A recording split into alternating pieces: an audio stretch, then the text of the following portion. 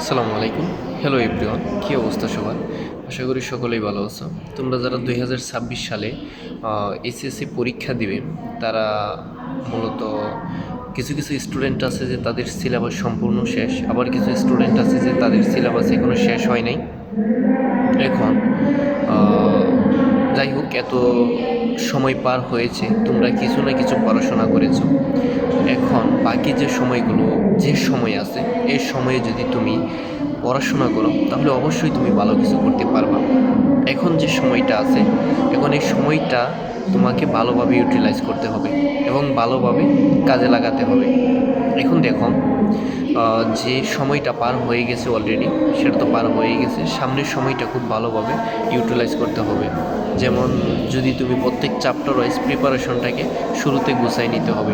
আমি যদি ম্যাথের কথা বলি, ম্যাথ ফার্স্ট পার্ট আর হচ্ছে সেকেন্ড পার্ট, দুইটা পার্ট আছে, ফার্স্ট পার্ট এবং সেকেন্ড পার্ট। ফার্স্ট পার্টের ক্ষেত্রে কতটুকু পড়া হয়েছে বা হয় নাই, তার আগে তোমাকে প্রথমত গুরুত্বপূর্ণ চ্যাপ্টারগুলো শেষ করে ফেলতে হবে।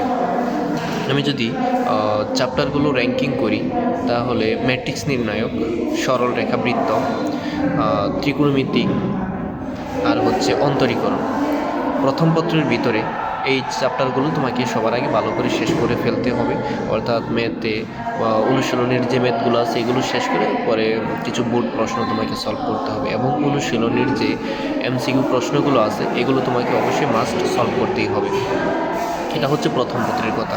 যদি এই কয়েকটা চ্যাপ্টার যদি সবার আগে তুমি শেষ করতে পারো, তাহলে তুমি পরীক্ষায় বসতে পারবা। তারপরে যখন অ্যাডমিশন আসবে, তখন তুমি বাকি যে বিগত সালে প্রশ্নগুলো অ্যানালাইসিস করে সে প্রশ্নগুলো সলভ করে ফেলতে পারো। আচ্ছা, অ্যাডমিশনেরটা পরে নতুন আরেকটা ভিডিওতে আমি কথা বলবো না অ্যাডমিশন নিয়ে। তারপর হচ্ছে যে দ্বিতীয় পত্র। দ্বিতীয় পত্র তুমি কিভাবে তোমার প্রস্তুতিটাকে গুছিয়ে নেবে।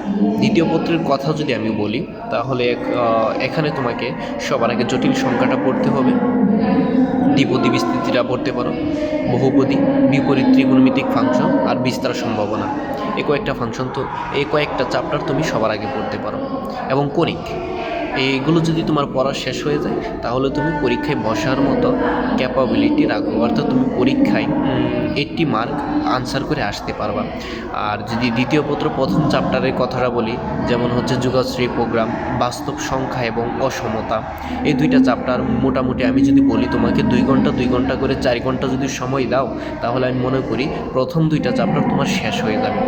এভাবে যদি তোমার আগে আমি যে সব চ্যাপ্টারের কথা বললাম, এগুলো যদি সবার আগে তুমি শেষ করতে পারো, তাহলে তুমি পরীক্ষায় বসার মতো যোগ্যতা রাখো, অর্থাৎ পরীক্ষায় বসতে পারবো এবং ভালো একটা মার্ক তুমি পাবা। এগুলো সবার আগে শেষ করে ফেলতে হবে। আমি যে চ্যাপ্টারগুলো কথাগুলো বললাম, এগুলো তুমি সবার আগে শেষ করে তারপরে তুমি বাকি চ্যাপ্টারগুলো শেষ করো। আশা করি তোমার যে বাকি সামনে যে 4 মাস সময় আছে, এই 4 মাসের ভিতরে তুমি এই চ্যাপ্টারগুলো শেষ করে তুমি রিভিশনে দিতে পারবা, যদি তুমি সঠিক পাঞ্চুয়ালভাবে পড়াশোনাটা করো। ধন্যবাদ সবাইকে, ভালো থেকো, সুস্থ থাকো, দেখা হবে নতুন আরেকটা ভিডিওতে। আসসালামু আলাইকুম।